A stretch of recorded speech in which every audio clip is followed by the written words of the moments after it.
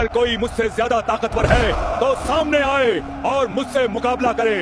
इस दुनिया में 4 ऐसे बादशाह हुए जिन्होंने पूरी दुनिया पर हुकूमत की और उन्हीं में से एक था नमरूद, घमंड और ताकत में डूबा हुआ बादशाह। वक्त के साथ उसका घमंड इतना बढ़ गया कि उसने खुद को खुदा कहना शुरू कर दिया। जब हजरत इब्राहिम अलैहिस्सलाम ने उसे अल्लाह की तरफ बुलाया और कहा कि रब सिर्फ एक है, तो नमरूद हंस पड़ा। उसने अकड़ के साथ कहा, अपने खुदा से कहो कि वह अपनी फौज तैयार करे, मैं भी अपनी फौज तैयार करता हूँ, फिर मैदान में मुकाबला होगा। नमरूद उस दौर का सबसे ताकतवर बादशाह था। उसकी फौजें, उसका तख्त, उसका रौब, सब कुछ उसे मदहोश कर चुका था। उसने अपनी ताकत दिखाने के लिए एक ऊंची इमारत बनवाई, उस पर चढ़ा और आसमान की तरफ देखकर चिल्लाया, अगर कोई मुझसे ज्यादा ताकतवर है तो सामने आए और मुझसे मुकाबला करे। लेकिन नमरूद यह भूल गया था कि अल्लाह को अपनी कुदरत दिखाने के लिए न तलवार चाहिए, न फौज, न हाथी, न घोड़े। अल्लाह ने अपनी कुदरत दिखाने के लिए सबसे छोटी मखलूक को मैदान में उतारा, मच्छर। वही मच्छर जिन्हें इंसान हाथ से झटक देता है। अचानक आसमान से लाखों करोड़ों मच्छरों का झुंड उतरा और नमरूद की फौज पर टूट पड़ा। हर चीख में अजाब था, हर हलचल में तबाही। फौजें भागने लगी, सिपाही गिरने लगे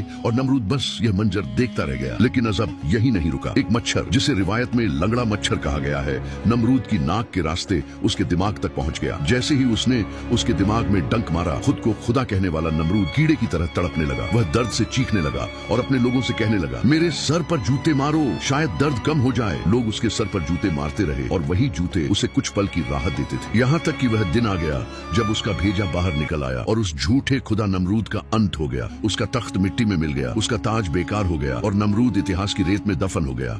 क्योंकि जब इंसान खुदा बनने लगता है तो अल्लाह उसे याद दिलाता है कि वह सिर्फ मिट्टी है और अल्लाह हर चीज पर कादिर है। दोस्तों, क्या आप भी गैर मुसलमानों की तरह बिना लाइक सब्सक्राइब किए स्वाइप कर दोगे? तो लाइक सब्सक्राइब जरूर करें ताकि एक भी इबरतनाक इस्लामिक वाकया मिस ना हो। कमेंट में अल्लाह के प्यारे नाम लिखें, या रहमान या रहीम, और इस पैगाम को आगे पहुंचाएं।